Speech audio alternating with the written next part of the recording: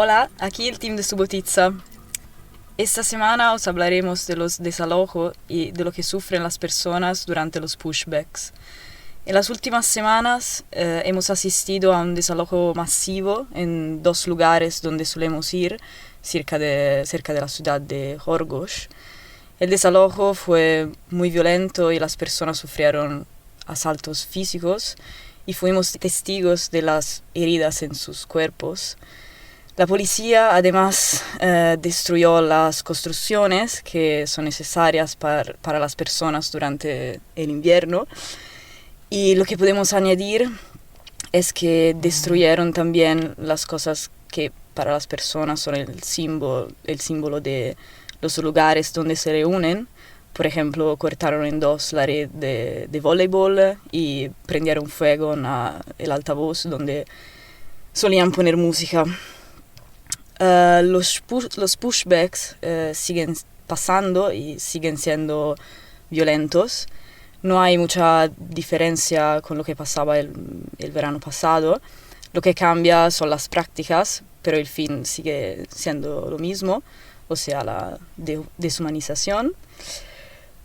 Los testimonios reportan personas esperando en el frío durante horas, atadas y de rodilla, y todo lo que tienen se les quita continuamente.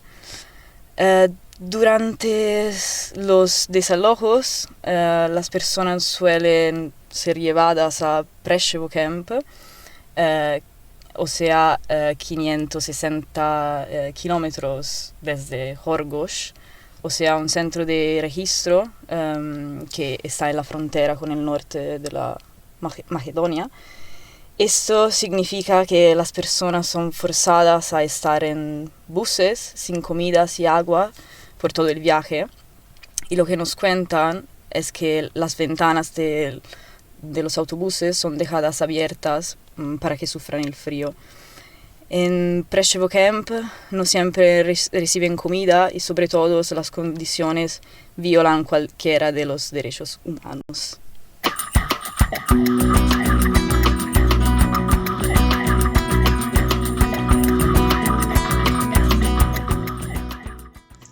Hola, soy Enrique y soy parte del equipo de voluntarios de No Name Kitchen que estamos en Sić, una pequeña ciudad del norte de Serbia cerca de la frontera con Croacia. Desde aquí atendemos a personas en tránsito que se refugian en dos casas abandonadas, que llamamos squats, otros dos asentamientos en tiendas de campaña que llamamos jungles, y también acompañamos a personas que viven en los centros oficiales para extranjeros que llamamos camps. En las últimas semanas no ha habido mucha gente en los squats y los jungles, aunque en esta última semana ha aumentado algo el número. Acudimos a cada lugar 2 veces a la semana, sobre todo para la distribución de comida y leña, ofrecer duchas, ayuda en temas de salud, lavado de ropa, así como para darles otra ropa cuando es necesaria. Pero también para hablar, tomar un té y, en definitiva, compartir juntos un rato. Por las mañanas solemos ir a los camps oficiales y aunque no tenemos autorización para entrar, hacemos algunos contactos fuera para hablar con la gente y ver qué necesitan. También recogemos testimonios sobre su viaje, especialmente de las circunstancias de violencia que han sufrido, dado que es bastante común que nos cuenten situaciones de abuso y violencia policial. En los squats y jungles casi todas las personas son de Afganistán. Las personas en tránsito van acompañados de otros compatriotas y cuentan que pagan por sus servicios. Al no haber vías seguras para moverse de un país a otro, hay gente que dice preferir pagar a otras personas.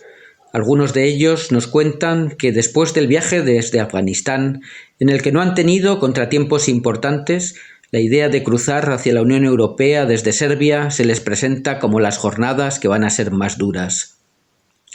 Para buscar desconectar de la tensión de la vida en las fronteras, el equipo de Sić hemos compartido con estas personas buenos momentos y especialmente algunas veladas festivas en el squat con bailes de música afgana, pero también latina y hasta la Macarena. También hay gente que dice no tener dinero e intenta cruzar la frontera por su cuenta, Pueden fracasar muchas veces y ser devueltos a Serbia, pero lo vuelven a intentar. Nos lo contaba el otro día Ahmad de Marruecos, después de narrarnos cómo llegó hasta el camp donde se encontraba y explicarnos el sufrimiento pasado y que se estaba recuperando de las largas jornadas caminando desde Turquía, terminaba diciendo: «Y ahora estamos sufriendo porque queremos salir. Es que hay que seguir más, tenemos más camino». Poco después nos ha comunicado que estaba ya en movimiento, fuera de ese campo, buscando la forma de llegar a la Unión Europea. Y es que no hay vuelta atrás para la gente en tránsito hasta lograr llegar a Europa. No se plantean otra opción y prueban todas las formas de entrar, como Brahim, también de Marruecos, que conocimos en un squat en Sid, donde estaba con otro marroquí. Tras varios días sin verle, nos enteramos por otro compatriota suyo de que se encuentra en Italia. Al parecer, decidió volver a intentar cruzar la frontera y lo consiguió viajando encima de la rueda de repuesto de un camión, en el chasis del mismo. Un viaje que a algunos nos parece más propio de una película de Misión Imposible que apto para una persona normal, pero que es una de las pocas alternativas que hay para entrar en la Unión Europea. En este sentido, en estas 2 últimas semanas que llevo aquí, me ha llamado la atención el importante número de marroquíes que hay en los campos de Sid. Junto a los afganos, son sin duda la nacionalidad más numerosa.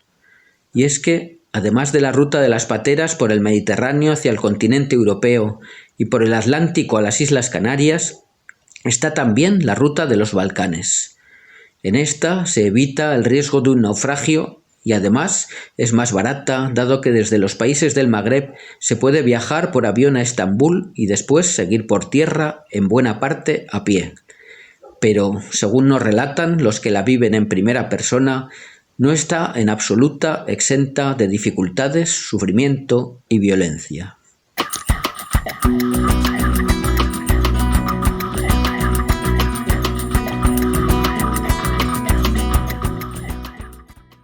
Hola, hola.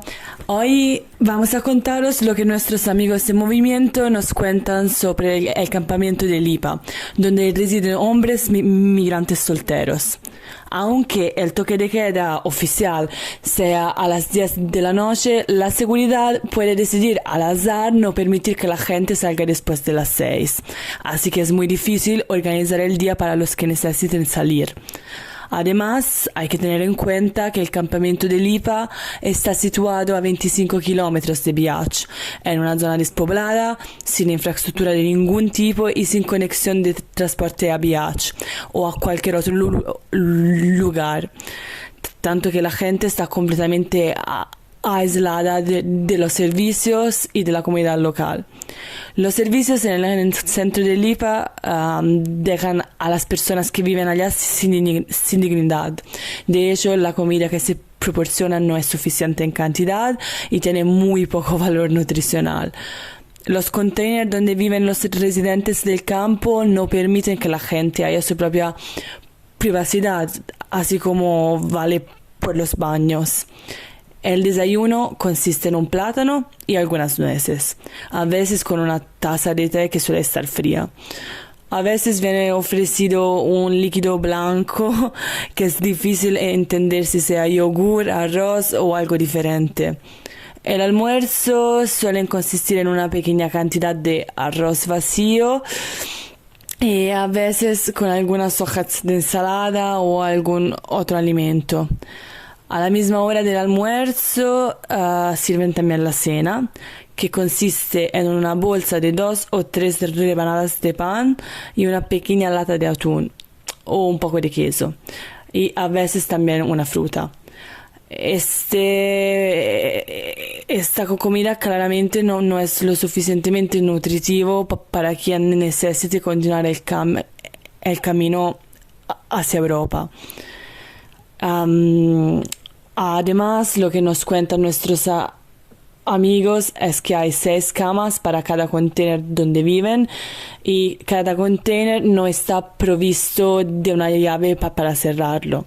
Esto, sumado a las terribles condiciones de los campos y al hecho de que no tienen privacidad, ni siquiera en los baños, crea muchas tensiones y problemas de seguridad. Las duchas, de hecho, no tienen privacidad en absoluto, ya que no están provistas de puertas o cortinas. Hay muchas duchas en una única estructura y ninguna de ellas se puede cerrar. Asistimos a temperaturas heladas desde enero hasta marzo del 2023, lo que significa que las temperaturas en Lipa están por debajo de cero y que todo está cubierto de nieve a diario. La nieve del campamento a veces viene limpiada por el personal del campamento, pero la mayoría de las veces no. La gente se ve obligada a luchar para salir y abrir la puerta de su container para luego limpiar ellos mismos las calles del campo. Este es un ejemplo de la falta de servicios básicos en Lipa. Además, algunas de las organizaciones internacionales encargadas de la gestión del campamento se aprovechan de las personas residentes en la estructura que se ven luego obligadas a hacer servicios gratuitos. Para dar solo un ejemplo, muchas de las personas no pueden rechazar de hacer servicios de traducción aunque no sean retribuidos.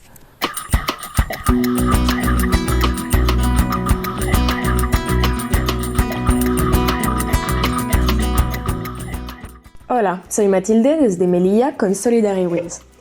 Esta semana seguimos con los acompañamientos administrativos a familias que viven desde hace tiempo en Melilla y que se encuentran en situación de indocumentación. Desde aquí reseñamos la mala praxis por parte de los trabajadores de la comisaría que muchas veces atienden en la calle sin interesarse por garantizar y respetar la privacidad de las personas.